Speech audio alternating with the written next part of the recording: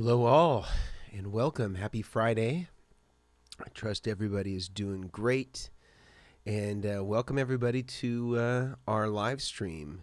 And got some folks here, some U2 celebrities with Gabby Bergman from downtown LA. Good to see everybody. Singapore, Chicago, Riverside. Hey, everybody. So today we got a cool stream where we're going to be talking about the video that came out this week, which was a pedalboard rig build with Emily Wolfe, who's just a absolute incredible talent, a great guitarist and singer and songwriter from Austin, Texas. And she came all the way out, although not just explicitly for us. She has some family out in California, but she drove all the way out from Austin, Texas for this rig to happen in her Sprinter van. And a really cool project. It was basically like it had to happen over a couple of days, because basically she was like dropping it off. She was hanging with family for a couple of days and then was picking it up on her way back to Texas. So we had like a 3-day time frame to do it. My brother, who does all like the cable shop stuff for the Rig DR website, so any custom cables you've ever bought from us have come from him. He makes all those. He came up and helped me just because we had a kind of a tight timeline when we were considering the video that had to then be shot after the fact with Emily, with everything being done. So it was really kind of more like maybe an 18-hour, like a day and a half window to make it all happen in terms of workday time. So anyway, it was really cool. We'll get a chance to talk about that. And then we have a giveaway, as always, and we have 5 different options from our sponsors, Diodario, True Tone, and Bestronix. Some things that we have are 3 packs of Diodario 10s, NYXLs, one of my favorite strings out there. We have a True Tone 1-spot milliamp reader and cable tester, a very handy thing to have if you're building your own rig. We also have a Bestronix 10-foot instrument cable, a very high-quality instrument cable, uber low capacitance, very, very nice with no trick ends. We also have a Diodario Pro Plus capo. And lastly, we have a True Tone 1-spot 9-volt wall wart. All these things will be available today for the giveaway, so we'll be going through that. So make sure that you hang in there. Every 8 minutes, we will give away one of those items. So I will, in fact, start the clock right now to give me a reminder. I'm going to duplicate that also on my phone, because if you've been here, you know that sometimes I just talk right through the giveaway. So in order to keep me honest on this, I'm going to duplicate the timing with my phone. But please do ask questions, even if it is unrelated to the topic at hand, which we'll kind of, again, start with Emily's rig and kind of go through it a little bit for those of you who haven't seen it. Or if you did see it, this will give you an advantage in some of the questions that we're going to be asking that will allow you to win the giveaway item. So this will be fun for everybody. 5 opportunities to win. Every 8 minutes, we're going to give away a new item. So please do make sure that you're answering the giveaway questions. And if you just have a generalized pedalboard question or a pedal question or anything that you think that I might be able to help you with, I'll certainly do my best to be able to push you in the right direction. So with that, and I have an outline today that I'll roughly follow. Mejia goes through the trouble of making me these outlines, and sometimes I go renegade on them. So we're gonna keep it together today, Mejia, I promise. So first thing is first. We already did talk about who Emily Wolfe is. Great singer-songwriter, again, from Austin, and a fantastic guitar player. You can already see her with her complete board here. Here's another photo of Emily with her signature Epiphone guitar. She has a signature Sheridan, which actually is pretty dang cool. It's kind of like a Trini Lopez meets Sheridan sort of vibe. And it's got a really nice slim neck profile, and it's got this beautiful matte finish. I think they call it stealth. And it's really cool that she's got this great signature guitar. She's got the backing of Epiphone. She just released a new album. So if you're wondering about her music, I'm sure you can find it on all the common music platforms, whether it's iTunes or Spotify or wherever you find your music. Or if you're old school, you could buy it on vinyl. I'm sure that exists. So definitely check her out. If you haven't already, you can kind of get a taste of some of her playing, but is an absolute shredder, plays great. But she had this really cool rig, and I want to give her props, because if you watch the video, she did a great job of just building the board on her own. She was basically kind of following some of the kind of tutorial items that we'd been talking about, the Holy Trinity of Tone and things like that. And she kind of killed it and did a great job at building this rig on her own. But her biggest issue was size. Like, she was building it on a Gator case, in a hard case, and it was just really heavy. And the problem that a lot of musicians run into is that when they fly with these road cases and these pedal boards, even if they're protected in a case, if you're over 50 pounds, then it's pretty much unflyable unless you either have status that allows you to fly with overweight bags without an extra charge, or you're subject to $75 at minimum for every bag that you have that's overweight that you check. And so the real goal was to consolidate her work down to a sub 50 pound pedal board so that she could check it and not have any concern about being overweight, that it would fit in a flyweight Pelican case. And we actually not only reduced the weight significantly, but we also reduced the platform size of it significantly by building up using our tiered systems of pedal boards. And so you can kind of see a couple of these. So here's a couple of it closed, so you can kind of get a sense of what it looked like closed. And if you go to our Instagram, you can actually see some before and after pics, and Mejia kind of like mocked up some cool versions of that shot where you can kind of see what it looked like before it was built and then after it was built, and that also exists in the video. Here's a nice closed pic. It's got some really cool stuff on it, and something that she does. Here's another nice like wiring, kind of sexy wiring pic. And then here's some shots of it. Here's another closed pic. And then here's an open. Let's get it open. There it is, open underneath the hood. You got the Cali 76, can't go wrong there. You got a Crybaby Q-Zone, which is kind of like the Cocteau thing. And actually Mejia just airdropped me some open and closed pics. So I'm gonna throw that, or sorry, some before and after pics. So here is the before, and I think you'll see here that it actually is pretty good. Like, she did a good job with this. Like that, like for an at-home job, I think it's admirable. And then here is the after. So the 60 pounds, obviously you have the bottom tray of the case, so it's not exactly a 1-to-1. But once this was in the case, it was like 48 pounds on the new one. So we're still about 12 pounds difference. Some of that was that we removed one of the power supplies, because this was definitely totally doable with just a single True Tone one-spot CS12, and I think we paralleled a couple of the drives. But she had 2 power supplies before, and that definitely added a few pounds just on that one thing alone. But a lot of it was just getting it on that aluminum platform. All of our pedal boards are aircraft aluminum, all made in Lancaster, California.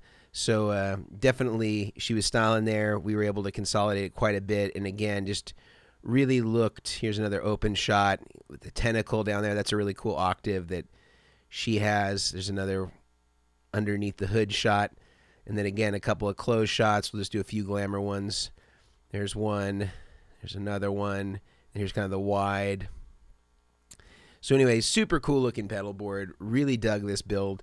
And I think the thing that I think she did that was really unique that I haven't seen a lot of people do lately, but is such a smart idea, and I credit Emily for reminding me of this, is she put EQs in the loops of her distortion and overdrive pedals. And that is so smart. And David Gilmour used to do this a lot, where he would put graphic EQs with like rats and even like fuzzes in some cases and big muffs and like all sorts of drives. And it was such a handy thing because you can really surgically fit those pedals in to a mix wherever it is that you want them. And the cool thing is she does too is she brings the EQ. She had me set the EQ pedals up toward the front so she could access them, and she could bypass them too if she like wanted to use it to either like pull back some frequencies so she's like back in a mix further, or to boost in frequencies if she wanted to stand out further. And so she could use it for kind of like 2 different things. And so I thought it was such a smart idea. I was like, man, more people should really do this, to put EQs in the loops of the distortion pedals. This is like having like another whole voicing of your distortion pedal, depending on how you set that. So I thought that was a really smart and ingenious thing that Emily did with her pedal board. The other thing about it is, you know, we did consolidate the size, I guess. We'll look at Mejia's drawings again. So we were on the original one at 34 by 17, and then we moved it down to 24 by 16. That probably helped too in terms of reducing weight, but we did build up, so having that duplicated surface area on top and bottom certainly helps. And it's a good way to go if you're going to use a tiered system, whether that's a Vertex pedal board, which of course we hope you buy, but there's other great ones too. Schmidt Array, I think, is very well credited as sort of the originator, at least commercially, of this style board. There may have been other people that were on the radar. I don't know, but he's kind of the first guy that I think did it really beautifully out of wood. And I think his boards are incredibly made. I just think that they're really heavy because they're wood. And so that would be the only shortcoming. But functionally, I think that they're really smartly made, and I really appreciate his contribution. So that's my alarm telling me that we're just about out of time for our very first giveaway. So let's go ahead and do that. So this is going to be a question that comes up on the screen. First person to answer the question correctly is going to win one of our very first giveaway items. Our first giveaway item this time is an NYXL 3-pack of 10s, great strings. I use them almost on every guitar that I have, some version of NYXLs, not always 10s. I have some 9s on some things, I have some 11s on some things, and some 10s on others. But the first person to answer this question correctly is going to win one of these items. So let's get to it. First question is, and you're going to answer this in the chat.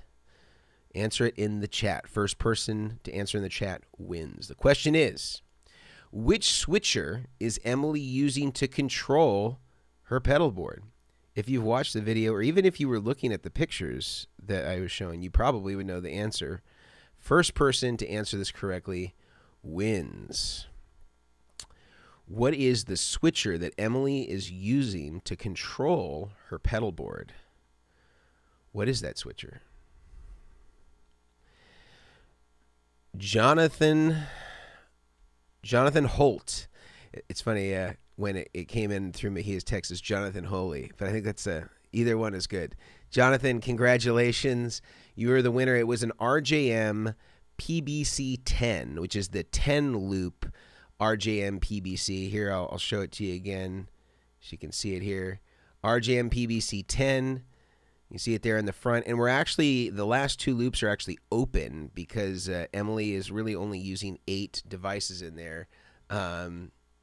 She could have put those EQs in there, but on the 10, it's not programmable and movable, so you couldn't move those EQs around. That might be a cool thing on like the PBC 6X where you could move it around if she was using one of those. But very cool. And if you didn't win, no sweat, because we got another one coming up in 8 minutes. I'm going to restart the clock now.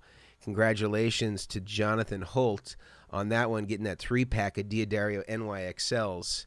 So let's go to some other stuff. Let's see. We talked about the pedal board. We talked about the before and afters. We talked about my thoughts on this rig. I think it was absolutely a cool rig. I think I give Emily a lot of credit, first of all, for trying her hand at it. I mean, I think you can see that she did a pretty excellent job of starting this thing herself. I mean, this was a lot of work. She clearly did her homework on this thing, without a doubt. Did a great job, and we just kind of optimized it, took it the rest of the way. And one thing I'll say, and I've said this before in videos, is that you don't need to have a rig that looks as neat as the rig builder guys on Instagram in order for it to sound good. Really, if you're doing the high quality buffer thing, input and output buffers, and you're having as much true bypass in between, you're using high quality soldered cables, and you're doing the high quality switch mode power supply, there's not going to be that much that can go wrong. If the cables are built properly, you're using a good supply, you're using the right buffers, you're really going to have a pretty rock solid rig, not only sonically, but also in terms of the reliability. And it doesn't need to look like $1 million to sound $1 million. So I would just say, don't feel discouraged if you see something that you think doesn't look as good as the Instagram photographs that you see some of the pro rig builders make. You don't need that to sound great. And you could always work on honing your craft and doing the neat wiring and all that stuff later on. But functionally, it's not doing anything to improve the rig just because it looks neat. So just keep that in mind as an aside when you're thinking about kind of putting together your rig, and if you're feeling at all intimidated or gun shy to try it out because you don't think you could do it as neatly. That's really not a concern. So I would just preface all that. But credit to anybody who tries it. I think Emily did a great job, and I'm glad that we were just able to hone that for her. And if you haven't watched that video, I highly recommend that you check it out. And I think that's a good amount of stuff to talk about Emily's rig. We'll ask some questions about it again throughout the video for giveaways, but we got another 5 minutes. I want to try to use as much of the time. We got through, I think, almost all the questions last time that came through. I want to get to your questions, so please do put a question if you have one that's about your rig or about something that you're experiencing that maybe, I don't know, an intermittent problem or a pedal board problem or a cable soldering problem or whatever it is. We'll do our best to answer it here. And I think, if you're considering whether you want to ask that question or not, just think about probably if you're experiencing this problem, 10 other people here might be experiencing that same thing. So maybe they'll benefit from this answer, if not just for you. All right, let's see what we got. So this is from Dingbat Jack 1234. Is the Boss ES8? This is the Boss switcher. That's kind of like the equivalent to what Emily would use from RJM. So it's like the Boss version of kind of that style switcher. Is the buffer good enough, or should I upgrade? Would I hear an improvement with an upgraded buffer? What would you recommend if so? Okay. So I'm going to make this slightly smaller just so I can see what I'm doing here. All right. So what I would say about the Boss ES8 buffer, it is the same buffer that you would ordinarily find in a Boss style pedal. So it's got a JFET input buffer, and then it's got a BJT output buffer, or I think that one might have two buffers on the output. So you have two buffers on the output and one on the input. So it's not any different than the standard Boss stuff.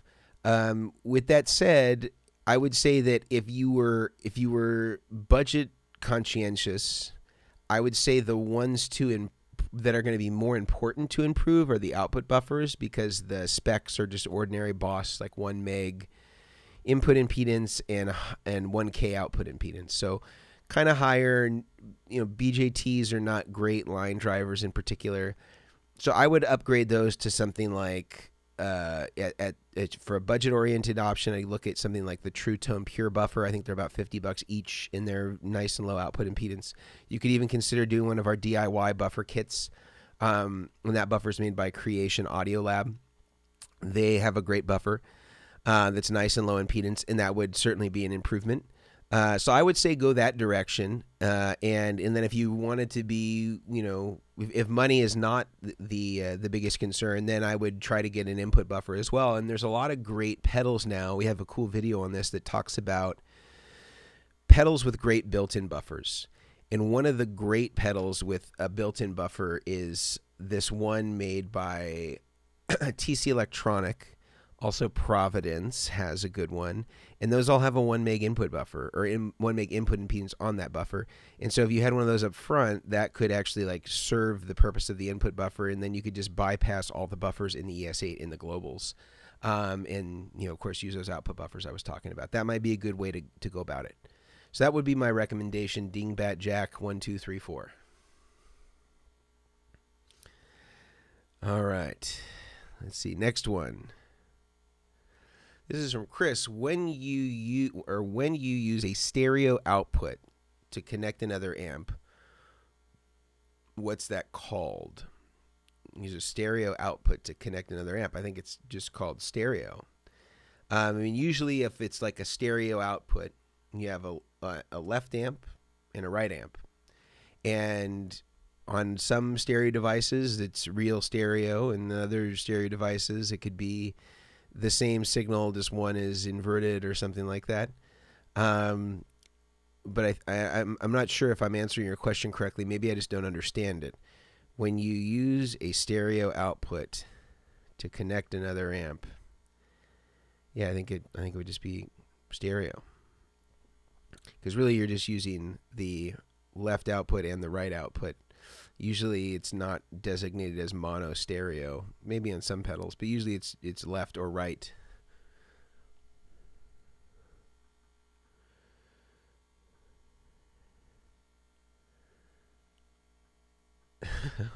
Where can we read Mason's dissertation? As an honorary doctor, as proclaimed by Retschel. I don't know. Maybe like on the back of a menu at a TGI Fridays. I don't think there is any dissertation that goes along with this.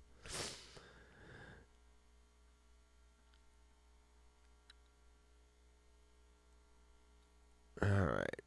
We're just from Bruce Wilkie. Considering buying a few Vertex effects pedals, how do you think they would work with a Kemper Axe effects versus real tubes? This is a good question. I think some of them are more adapted to that feature than others. So typically I don't find that a lot of the profiling amps do a really great job. That was just my reminder that we're about to stop here in a second for a giveaway item, but I'll answer this question before the giveaway. So I find that a lot of those don't do as well with distortion pedals in front of them because they have such convincing distortion modeling that already exists within them. And typically the distortion modeling that's within them in their platform works superior to any pedal just by way of the consequence of the format. So I think that using the internal sounds for distortion as opposed to setting a clean amp sound and using pedals for the distortion, I think it's in those platforms the internal distortions are more realistic. Where I think that some of our pedals do well in those are the ones that are maybe lower gain, like the Steel String or Steel String Supreme, where they kind of impart like the warmth and the tubiness and the feel of an analog tube amplifier, and using those in front kind of create like a softness of maybe like a tube rectified amp. So those are the things that I would say would be great in front of something like that. I wouldn't go for any of the more distortion oriented or overdriven oriented stuff. I would say you would want to restrict it to like Steel String Supreme, Tone Secret. I would think would be the three best for those types of platforms. And I think you would notice a pretty drastic difference, even set with more subtle settings, that it would kind of liven up the amp. And I think you would enjoy the feel, like the right hand kind of bounce of having more of that 2B compression sound. I think you'd like that. So that would be my recommendation, Bruce. But it is time for another giveaway because we're out of time for question number 2. So question number 2 is going to come up, and you will answer it in the chat if you'd like to win this amazing True Tone one-spot current reader and cable tester, an absolute essential if you're going to be building your own rig. You want to know how much current a pedal draws, you just plug it into that with your power supply, and it tells you how much it draws. You can check your cables as well to make sure that you made them correctly. Very useful tool. Let's do it. The question is, which pedal board or which Vertex pedal board did we put on Emily's new pedal board? I think even maybe more concisely said, which Vertex pedal board did we use for Emily's new pedal board? Which Vertex pedal board did we use on Emily's new pedal board? Now we know it's a Vertex pedal board, but we want to know which model it is. First person to answer that correctly will win the True Tone milliamp reader. Now, if you're not sure, you could always go over to the Vertex Effects website, see if you remember the dimensions, look at our pedal board side, and that could be a cheat sheet. Or if you're from my generation, it could be your Spark Notes for the required reading the night before.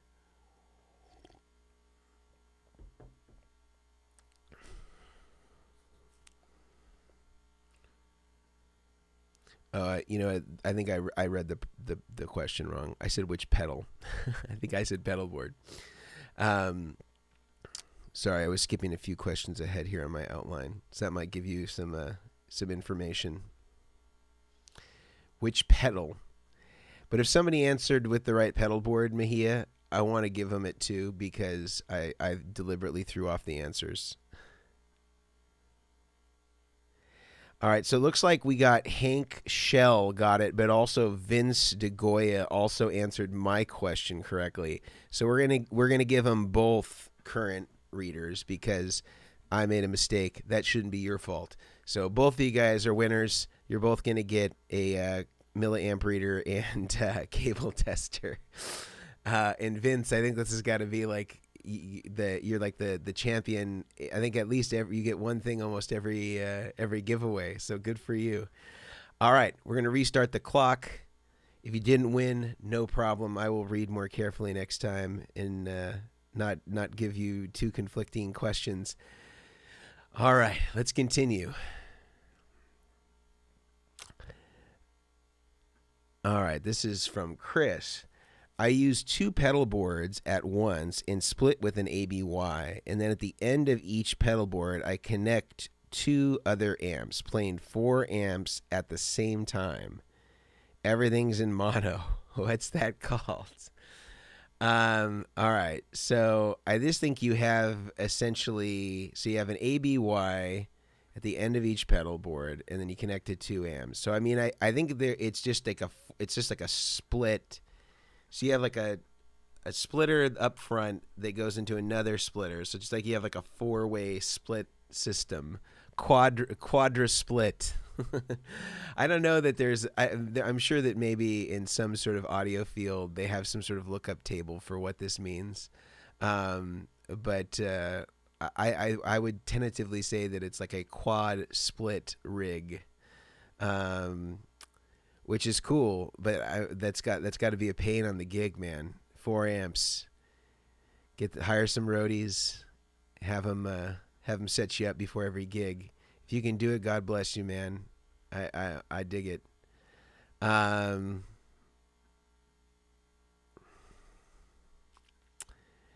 right.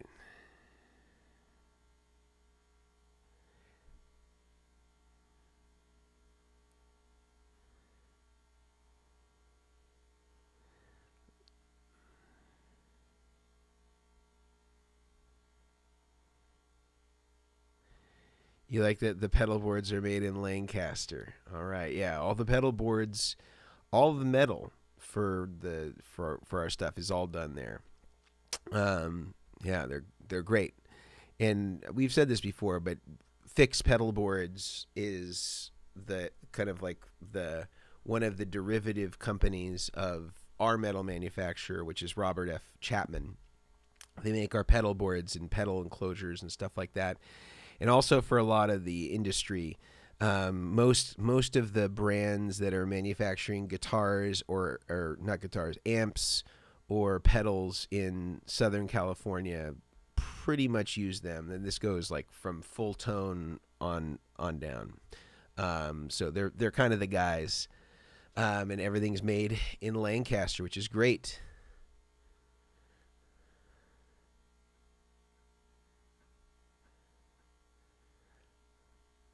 You have a custom Schmidt array, but it's incredibly heavy. I think that's the one drawback. For as cool as they are, I think that when we made our pedal boards, there was 2 main objectives. First was that you could fit as much stuff in the smallest surface area as possible. But I would agree that ours are really optimized, and the Schmidts to a degree are optimized for people that either use switchers or true bypass loopers, because the benefit of stashing stuff underneath is not really very helpful if you just have a serial pedal board, because you need access to the stuff below. Although I do have a pedal board back there, our smaller pedal boards are great for serial pedal boards that you want to keep consolidated, because you can stash the power supply and the buffer interface underneath and any sort of always-on pedal, and then have the rest outside of the board, and it's smaller than what it would normally be to get that many pedals on there. But once you start getting into the bigger sizes, it's just not that practical anymore. But with that said, we designed them to be able to be, 2 of them are carry-on size. And so in the case, they meet the carry-on requirements in terms of dimensions. And there's like 3 or 4 different case options for those 2. And then for the 2 larger pedal board platforms, the goal is with ordinary pedals. Like obviously we can't account for every single type of pedal that's out there and the weights of every single type of pedal. But for ordinary pedals, you should be able to be at that 50-pound limit in the case for the last two versions of our pedal boards. Certainly the 24x16 version should be able to stay under that weight. So that's kind of what the intent was, is that you would be able to actually use them. Like, we could make a pedal board. So I need to move up my seat. We could make a pedal board that was huge and unreasonably large, but for our clientele, it didn't really make sense, because if you're a pro and you can't move it without having to pay for it, then it became impractical immediately. And so for the people that want 50-inch, pedal boards, like, we're just not their guys. And there's plenty of people out there that I'm sure can do that for them. Chris Johnson, are the EQs before or after dirt? They're actually in the loops with each of the dirt pedals after them. So it's like, let's say it's loop 4 or loop 5. It'd be loop 5 send to overdrive pedal into the EQ, and then loop 5 return.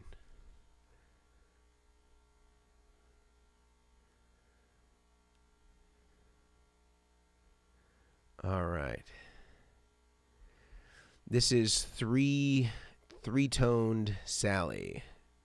I'm using a Boss MS3 in my pedal board. Okay, that's like a Boss multi-effects / switcher. My compact pedals, drive and modulation, are connected in the loops 1 through 3. Do I need to use an input and output buffer for the MS3? It's got a 1 meg input and a 1K output. So I think this is a similar question to the ES8 one. So the 1 meg input is okay. That's what you'd want.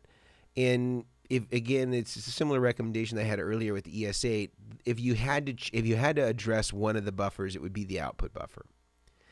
The input buffer may not be such a big deal, because you're probably going to have something on after it that's going to change that output impedance anyway.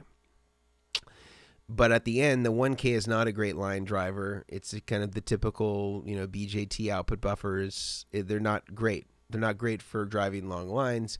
So I would say if you're going to upgrade one, I would do the output buffer. But if you could do both, I think it'll be better. That's my hot take. Hot take on the MS3. Oh, Asher Belsky in the house. Bay Area celebrity guitar player. What's up, Asher?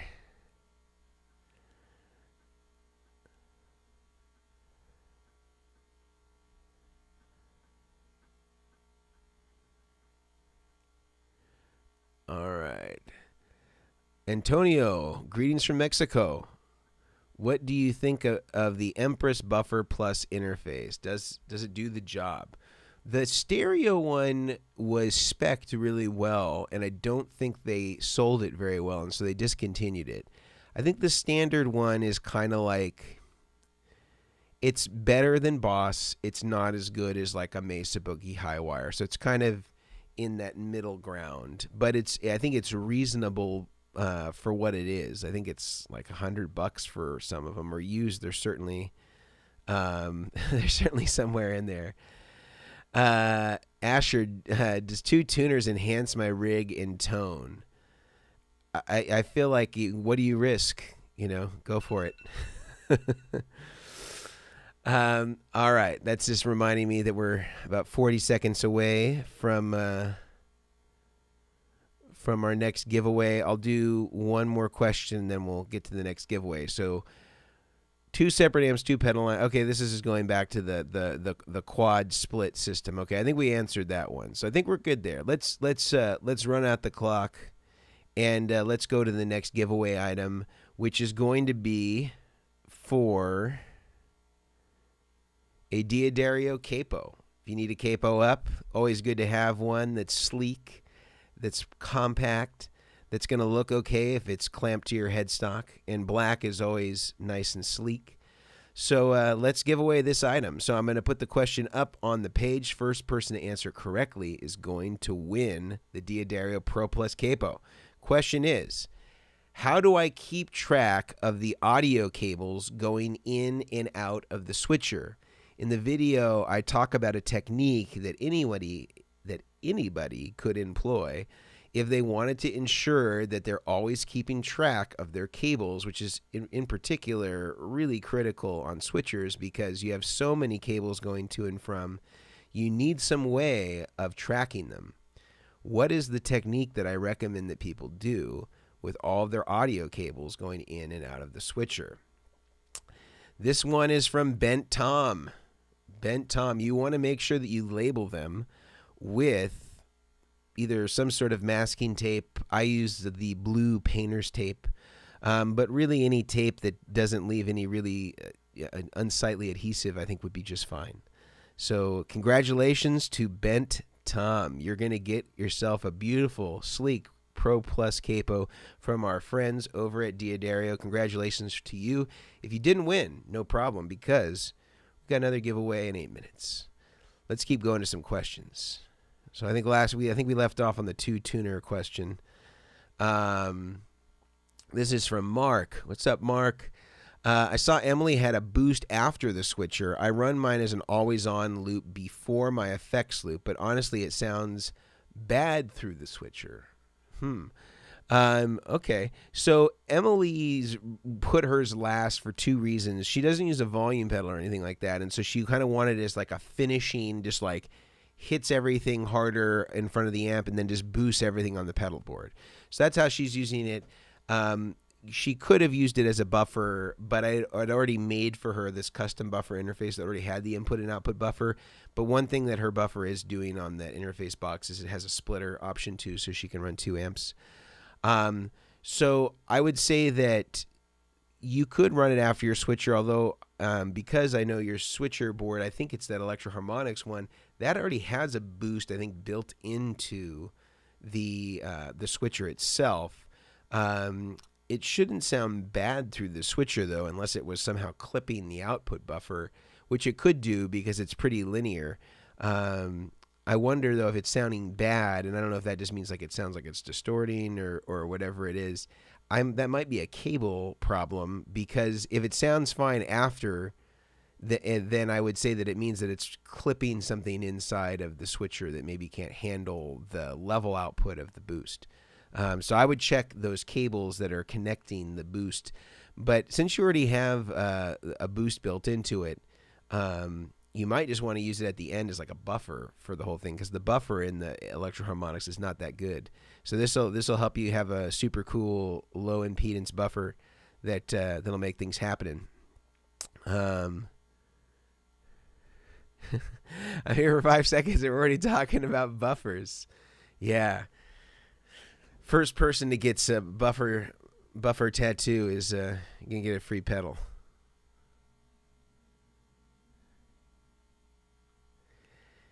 I usually call dual mono when somebody they're split to 2 amps and they have like some effects in one amp and some effects in the other amp, and they mistakenly call it wet, dry, wet, but it's kind of a different thing. Although I think that there's so many reappropriated terms, it's like at the end of the day, like I'm not trying to police people's tone. If they like how it sounds, then that's fine. I think just the only benefit of having maybe some defined terms is like when somebody says that they have a certain type of rig, I'm thinking of it in the historical sense, and when it turns out that it's something really different, it just makes it harder. It makes it harder for me to be able to give them good advice if our lookup tables are fundamentally different, and so that's the only confusing part sometimes. But certainly there's nothing wrong with doing a setup that way comparatively to wet, dry, wet. It's just a different thing. All right, Gary, I have a tone session coming up. Can I get a pedal board built by the Rig Doctor? So this is actually, we get this question a lot. I don't build any rigs for hire, actually. The only rigs that I'll do is for stuff that is explicitly showing maybe a skill or something of that nature in our rig build videos. So I think I maybe only build, realistically, probably like 1 rig a month. Although I'd say this last month has been unusual in that I was at Sweetwater and I was doing some videos about rig building techniques and things like that. So I built more. But I just, the challenge for me is that, you know, if you're not aware, I run Vertex Effects and I'm the CEO of that company. And then I have another company, which is the Rig DR, .com, which is the Rig Doctor Incorporated. So there's two different companies. I share the responsibilities of the Rig DR with the partner, and then Vertex is I'm the only owner of that company. And so I'm managing a couple of different things. We got some great people, of course, supporting us with Mahia and Hunter and Ford Thurston and Nico and Victor and all these guys that are killing it behind the scenes and making everything possible. But for guys that build rigs professionally, they really have to protect their time because they're only getting paid when they're working. And for me, I don't have a lot of time to dedicate. So some weeks I might have 5 hours to dedicate to a rig, and another week I might have 0. And then the next week I might have 3, and then the next week I might have 0. And people typically want their boards yesterday. And even if they commit to a very open-ended deadline, it ultimately ends up with just a really disappointed customer. And I just found that after having made my living building rigs for almost a decade, that it was really just too hard to manage expectations while trying to spin other plates. And so the only rigs that I do are things that are like super planned out, where I've blocked off this time in advance, and then I know that it's going to result in a really particular skill set that a lot of our audience has been asking for. And so ordinarily I delegate the responsibility of the rig build to somebody else, and I'm happy to give you advice on people to seek out and who might be the best for your system and things like that. So there's plenty of people that are great that can do a great job. I'm just not the guy for it. So I appreciate you asking, Gary, and thinking of me, but I wouldn't be the guy for this project. So I'm sorry that I can't commit to that as much as I would love to help you. But I think I can help you still find somebody who will do a great job for you. All right.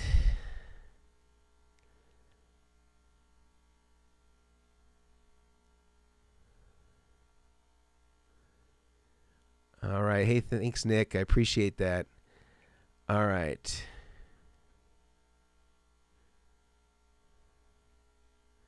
This is from Alex. I'm thinking about getting a hunger board. I don't know what that is. It sounds like a TV dinner or something like that. A hunger board to have 12 pedals plus a volume and tuner. I also use an ABY box for 2 amps.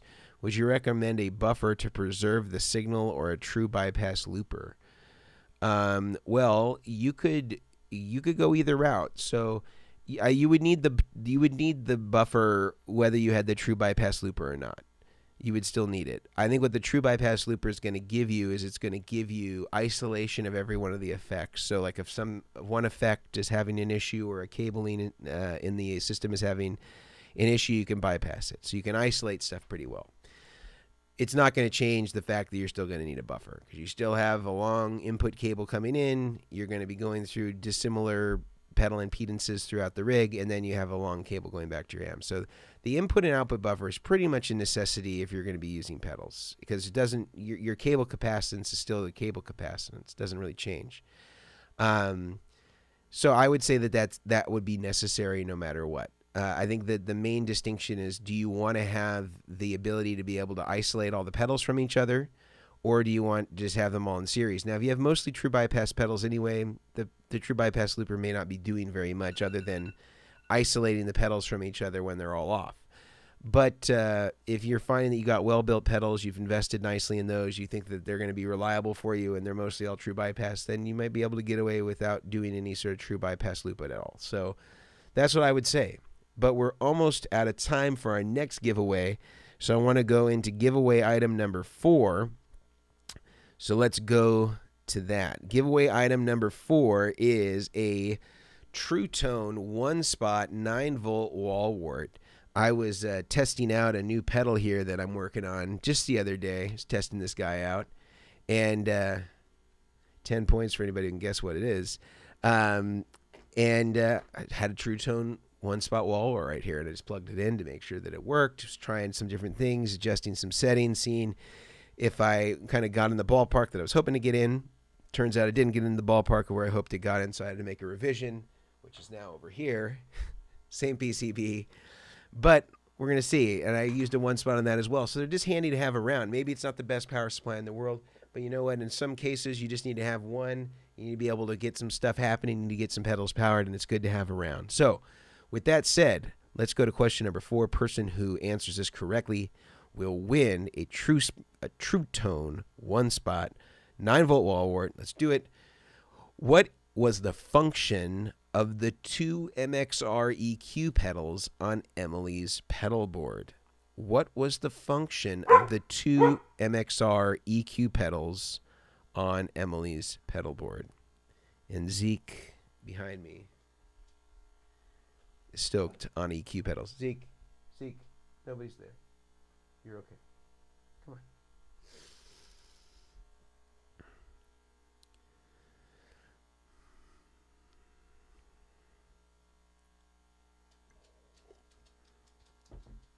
Dingbat Jack 1 2 3 4 got it. Yeah, and so she's using them as like tone shaping tools. She's using them after the overdrives on 2 of the overdrive loops. She's got an OCD on 1 loop and then an EQ after, and then the other one, I think it was like a dirt transmitter, I think was what it was called. It was an earthquaker pedal. Super cool thing though. I think that whole EQ thing is like totally slept on. Like I feel like I knew about it and I just hadn't been thinking about it. And so Emily has reminded me of this really cool function. If you didn't win, no problem, because we still have one more giveaway left for the coveted Bestronix 10-foot instrument cable using Neutrik ends. So make sure you hang in there so you can get a chance to win that in 8 minutes. Let's keep going. I think it's called, maybe it's like Stealth or something like that? Or maybe it's just called the Emily Wolfe Sheridan. I'm not sure what it's called, actually. Maybe Mejia can track that down for us. Michael Lucas. My steel string sounds great in my Helix. I pair it with a Fender Twin using the Vertex IRs they provided in their Sweetwater video. Amazing. This might be a good testimony for one of the guys. I think Bruce. Actually, I see Bruce below there. That was asking about this. So this might be a good thing. And yeah, we did provide some IRs. And in fact, we've kicked up the IR package, and they're all free, where I profiled a Dumble 412, a Dumble 410, a Dumble 212, and a Dumble 110. So we have a lot of different models that you can load into any IR loader that you want to have those Dumble-y sort of things. Now, I think on the 410, it was a Dumble one, but it was made by Carrie Wright. So wasn't technically like a full Dumble one, and it had Kendrick Black frames. But Carrie Wright was the guy that was making Dumble's cabinets, so I guess it really wouldn't matter whether you got it from Dumble or from Carrie if it's the same cabinet. But man, they do sound good, and I think the other cabinets had either G1265s or Alnico Golds. I think was in one of the 212s. I got them all labeled, but I think that they listed them all on Sweetwater's demo that we did with them, so you can download them there for free.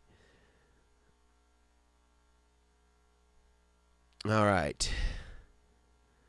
Baguru. Any good pedal interfaces with guitar, amps, ins and outs, and Midi through with a 7-pin to Phantom Power Rocktron looper?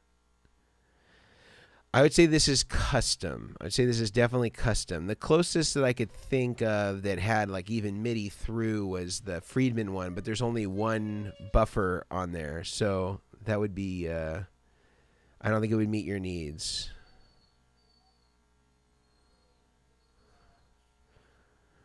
All right.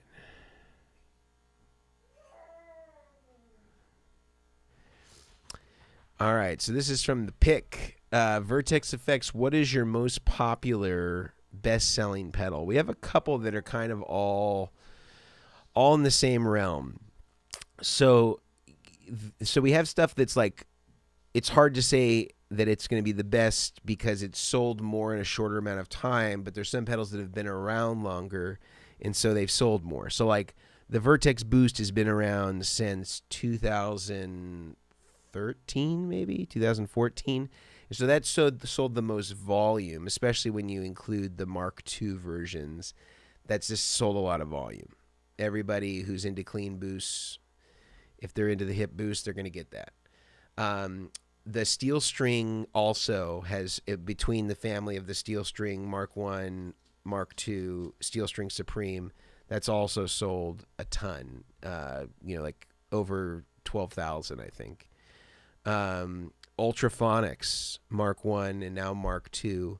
That's also in the tens of thousands, the low 10,000. It's like somewhere between 10 and 11,000, something like that. So those are all pretty like in the Dumble vibe. Then kind of further down from that, then I think Dynamic Distortion had a really big initial release. Like I think the first year and a half, it was really great. And then it kind of slowly tapered off. And then there's other ones like the T-Drive that like I couldn't get anybody to buy that. And everybody hated it. And I did a video about that if you want to check out the reasons why I think people might have hated it. I don't know. But I'd say those are the best ones. So I hope that answers your question. But that's the truth. That's the truth. And Jacob knows about Spark Notes. Yeah. Shout out to Spark Notes. Hoping for a sponsorship. Let's see. Will the Vertex board fit into a mono gig bag? No, because the height, I think, with the tier is too high for that. So, no, it wouldn't work.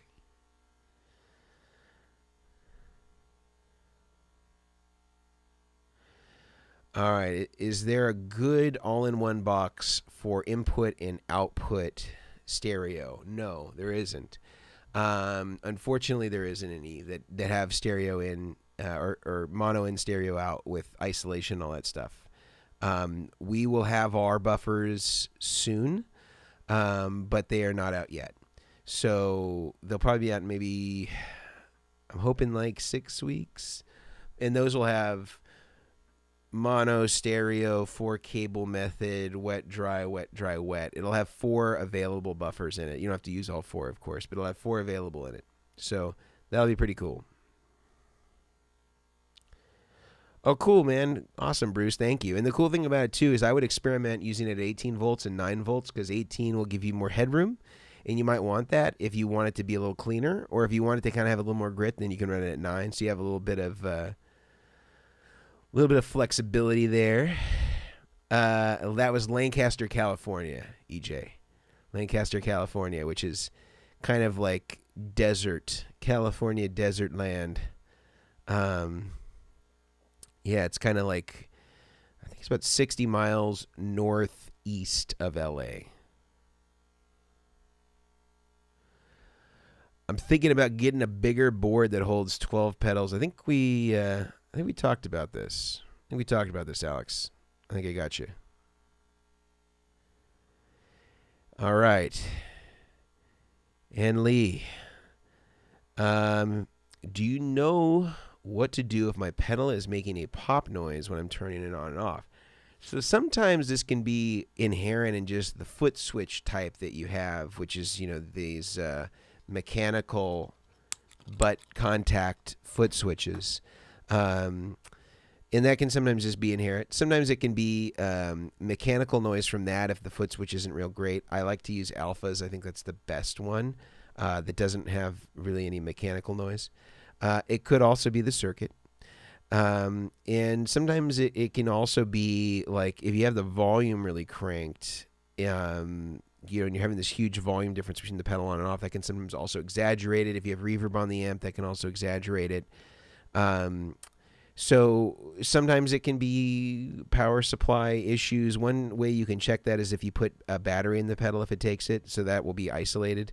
And you can experiment with that and see if that makes any difference. You can try swapping out the cables. But generally, it's probably either a design issue or a foot switch mechanics issue. And typically, the soft switches are not solving the problem. They're just dissipating the audio before it brings it in to the signal. So it's like having like a discharge that's not brought in the signal path, and then it comes in. So a lot of people think that like the silent switching is the switching panacea, and they're like, oh my god, it just transformed my pedal. Now my pedal doesn't pop, and your pedal pops exactly the same as it did. It's just that they're discharging the audio, and so there's usually some latency or like a little delay between when you hit a soft switch and when the actual signal comes in. They didn't solve the problem. There was actually an Italian company for a while that was making a mechanical foot switch that was going to have like a like like it was going to short for a second before it came in, and it was still like a ordinary kind of mechanical foot switch. And I don't think they ever came to market with it, but it was a really cool idea of how they were doing it mechanically. And I was like, man, they would sell a bunch of those to pedal manufacturer guys. But I don't think it ever came out, so that's a bummer. But it is giveaway time for our final giveaway of the day. I hope that helped you, Ann-Lee. Let me know if there's more I can answer on that. So let's do it. This is our last question, but the first person to answer the last question will win the Bestronix 10-foot cable with Neutrik ends. Let's do it. First person to answer correctly. What power supply did we use on Emily's pedal board? Which power supply did we use on Emily's pedal board? Which power supply did we use? First person answers correctly will win a 10-foot Bestronix shielded low capacitance cable with Neutrik ends.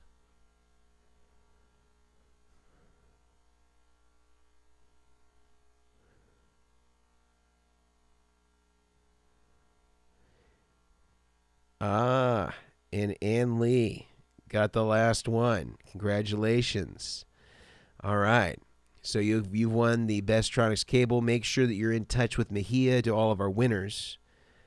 But I will also continue to answer a few more questions, and then we're going to move on to our private stream for all of our Patreon folks and all of the people that have signed up for the private stream through the rigdr.com.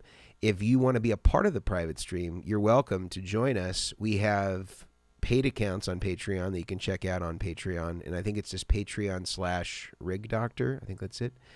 And also you could go to www.therigdr.com. You can sign up for consultations with me one-on-one through Zoom, or you could sign up for our paid membership. But if you look at all the memberships, you're like, I don't got that kind of money. You can just send us an email and request a free account. And our free account gives you all of the standard basic privileges of the normal Patreon account. I think it's like $4.99. You get all those same privileges. You just request one. All you have to do is ask. We don't ask you for a pay stub to prove your financial situation. There's no means testing. You just say, I'd like a free account, and you get a free account. It's that easy. So do send Mejia an email, and I think he's thrown it in there a few times, but it's Mejia@vertexeffects.com. Or you can just throw it to info@vertexeffects.com if you're not sure how to spell Mejia. And just request a free account. Just say in the heading, free account request. We'll give you all the links. You'll be added to the list. So definitely do that. If you haven't, don't be bashful. Nobody knows who's got a free account, who's got a regular account. All looks the same. So please do join us for that if you'd like. Let's answer a few more questions, and then we'll transition to the private stream. All right, this is from Jonathan. I've never heard a Vertex effects pedal in person. Definitely never played one, but the steel string, the steel string, you call it the steel stringer, but steel string. We know what you mean. I do. I think you'd love it too. I mean, certainly it bears out in the statistics. That's what a lot of people like buying from us. Let's see. This is from Kenneth. Can a buffer like the Empress Buffer Plus be used as an alternative? No. The problem is that you can't attenuate the send of the buffer, and so it won't work great to be able to attenuate the level going into pedals that maybe don't accept line level.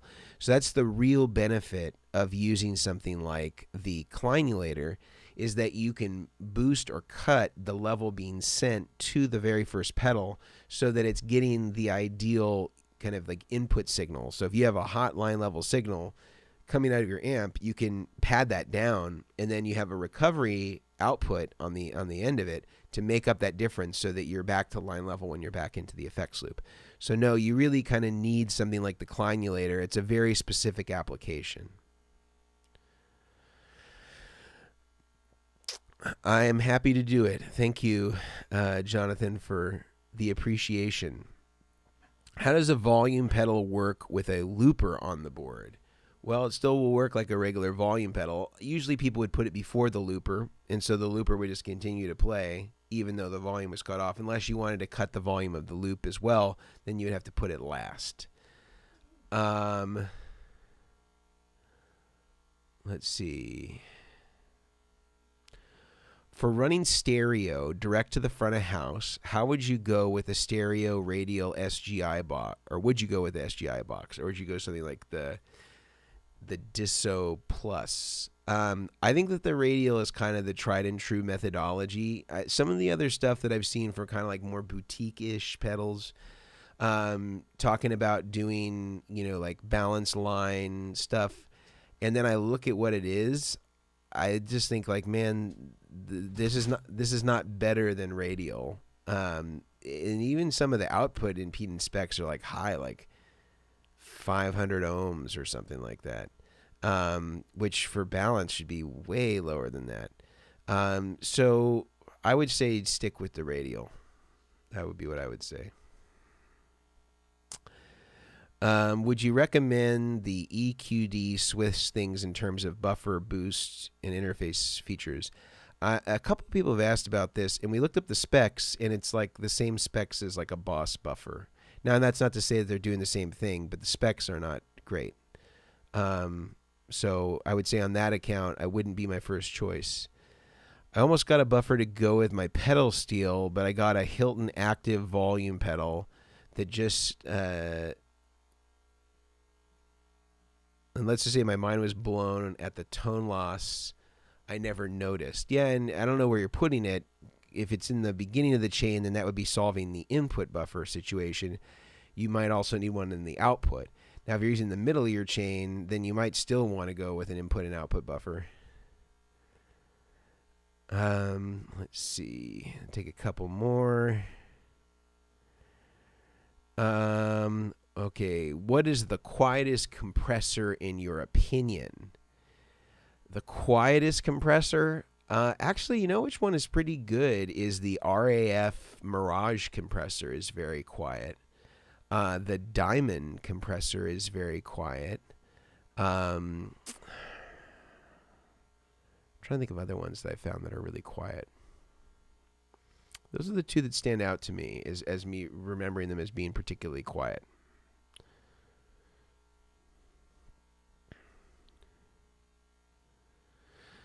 My delay pedal is the last one in the chain. Is there a good delay pedal with a great onboard buffer? I have the perfect video for you, Leland. It's called Pedals with Great Built-in Buffers. And I also link a list in there, like a spreadsheet, where I listed all the ones that have great buffers. So I suggest you look there. I don't remember all of them, but most of the Strymon stuff has good buffers. There's other ones too. So I would look there, and it will give you a full rundown. All right.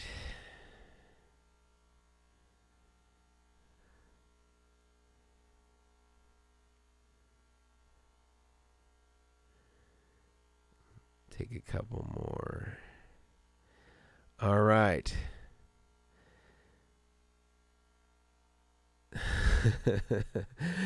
Hey, quick question. I have been using 2 JHS little black buffers as my input and output buffer. Would you consider these high quality buffers, or should I upgrade?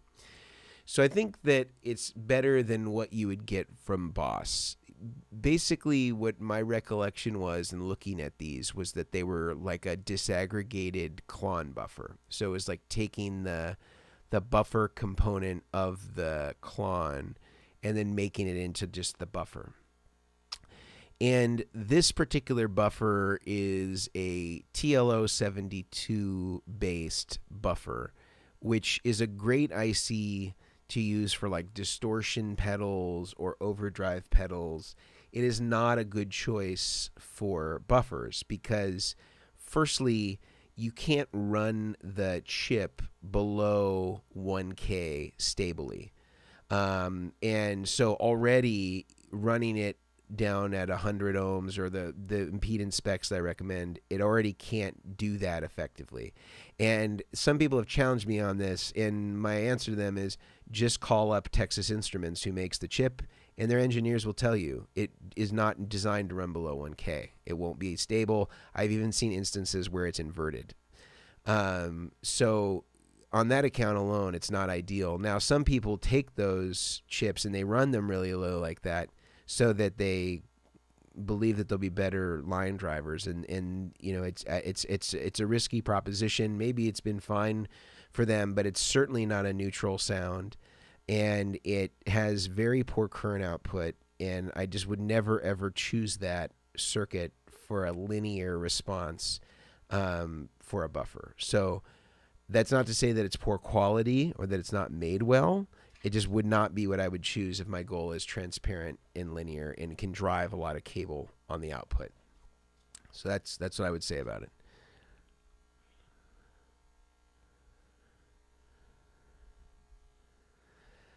Alex, you should just check out any of our videos. We have a list of all of our recommended buffers, and I think for a dual buffer, I would look at the Mesa Boogie Highwire.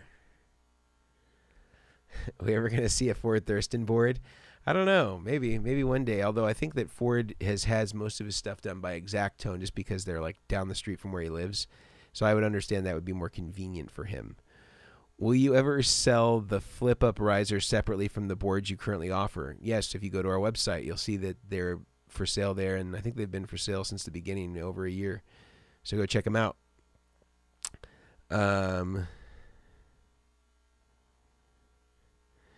Do I need input and output buffers if my cables to and from are 10 feet? Well, I think it depends on what's in between them as well. So that's an incomplete picture for me to give you a good advice on.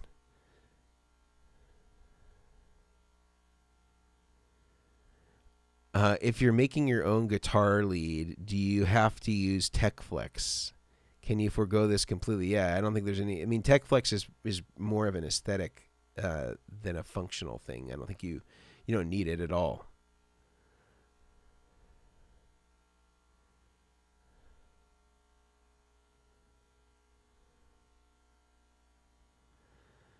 I don't know what the quality of this is, Antonio. See if there is a spec. It should be 1 meg input and 100 ohm output.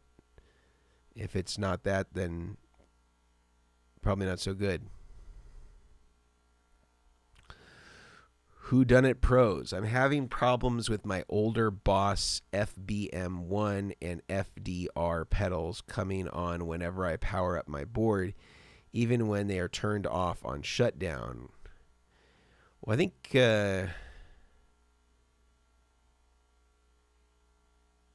so. Yeah, I think that some of those. Let's see if it's powering up. It probably means that one of that's a component failure on them, because usually when I put them in a rack or in a pedal board with a switcher, I'll mod them so that they default to on, and usually that's removing a component or two, or having to cut a trace on something in order for it to stay stuck in the on position. But if you're able to just bypass them, I don't know that it's like the end of the world. It is something that I'm sure is fixable, though. Do you do pedal repairs? I tried doing one of those Phase 90 script mods myself. It didn't go well. No, I don't. And I don't really know that many people that actually do pedal repairs. It's such like a thankless job that like nobody wants to pay more than like the cost of the pedal to have it repaired unless it's like vintage. So I think it can be hard. Will dust have an effect or degrade the signal for an amp or pedals input jack? Yeah, you want to keep it clean. So I would highly recommend checking out Deoxit D5 and using that as kind of an ongoing maintenance thing.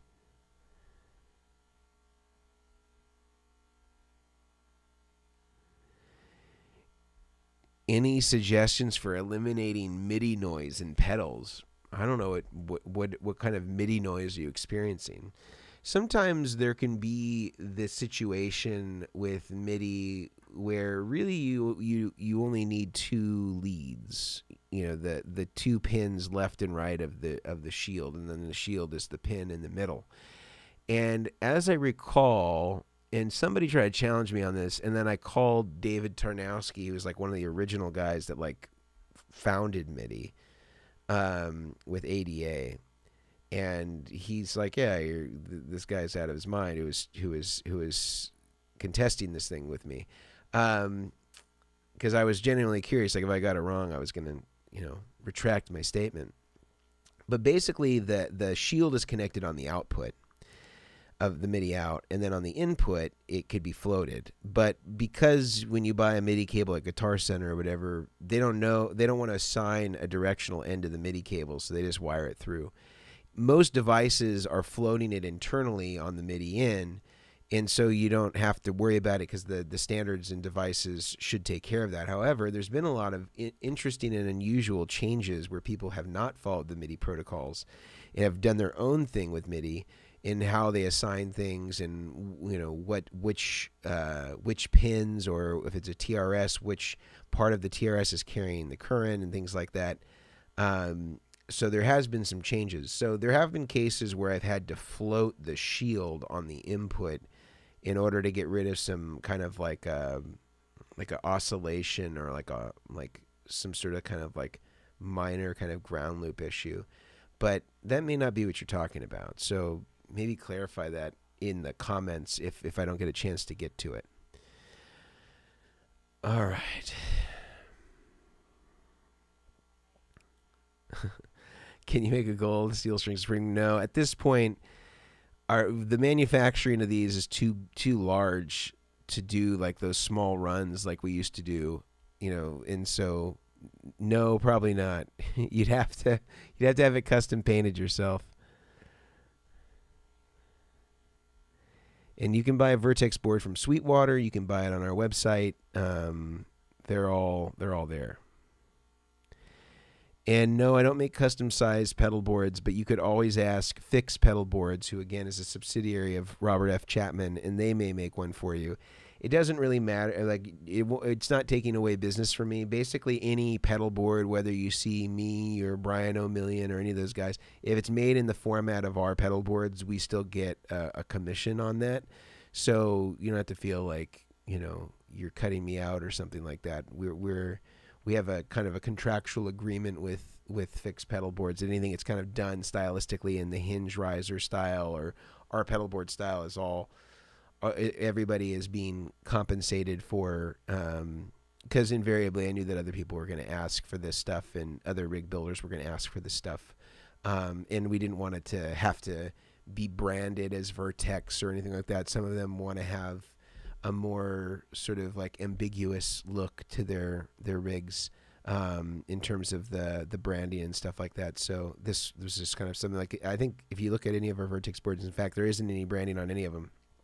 I think that's going to change for the version 2, not so much because we wanted to do that, but because a lot of our vendors have asked for that, like Sweetwater have asked for Vertex logos to be placed on it. And we already have had a Chinese metal manufacturer create a replica of the board. It's a little bit different, but it's kind of the same basic principles, and you could probably buy one of those on Alibaba if you wanted. I'm going to do one more question. All right. Trying to find somebody who we haven't answered.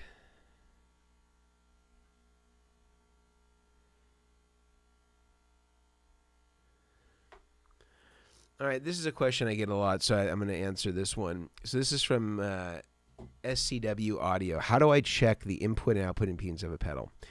Well, to do it properly, you're going to need instrumentation. I think the easier way for regular people to be able to do this is to consult the manual, because most any manual with a company that is like worth its salt, they're going to publish this information. They should have this information available to you so that you can know what the input and output specs are, and you can email them too if it's not there. Now, if they don't know, this should be a cause for concern, because this either means that they outsource the engineering and they are not in touch with that person, or it would just be concerning to me if they didn't know that information. So I would definitely email them and ask them if you don't see it in their manual. Most companies are publishing this in their manual. So I would say that. If you didn't get a chance to have your question answered, please do take this moment to copy it out of the chat and paste it into the comments, because as soon as the chat is over, I think you will have options to paste into the comments. Again, we're going to start our private stream. If you want to join us, you can always request a free account or join up with us on Patreon or on the rigdr.com, or hire me for a consult if you want that. We offer all those options. And again, if everything looks too expensive, it's not a big deal. Just request a free account. You get all the basic privileges, no charge. The only thing we ask is if the stuff changes, if you're finding that you're really enjoying the content, that you're using it, it's worthwhile for you, then you can join and become a supporting member at that time. But until then, enjoy the free account. It's here for you. So feel free to hit us up if you would like that. And for all the Patreon and RigDR folks, you will be getting a link momentarily in your inboxes. Thank you, everybody. We'll see you next week.